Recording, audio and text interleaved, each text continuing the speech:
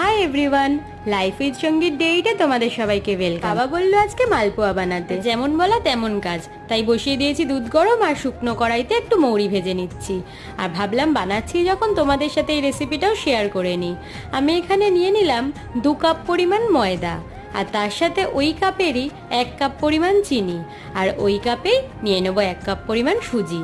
আর এরপর কড়াইতে ভেজে রাখা মৌরিটা এর মধ্যে এবার দিয়ে দেবো। অল্প অল্প করে দুধ মিশিয়ে একটা ব্যাটার তৈরি করতে হবে, যেটা খুব ঘনও হবে না আবার খুব পাতলাও হবে না। কিছুক্ষণ ঢাকা দিয়ে রাখার পরে মিডিয়াম ফ্লেমে গরম তেলে এইভাবে মালপোয়াগুলোকে ছেড়ে দিতে হবে। মালপোয়া পুরোটাই ভাজতে হবে গ্যাসকে মিডিয়াম ফ্লেমে রেখে, নয়তো মালপোয়ার বাইরের পোর্শনটা ভাজা হয়ে যাবে আর ভিতরটা কিন্তু তখনও কাঁচা থেকে যাবে। কিছুক্ষণ পর পর দুটো পিঠ উল্টে পাল্টে ভালো করে ভেজে নিতে হবে।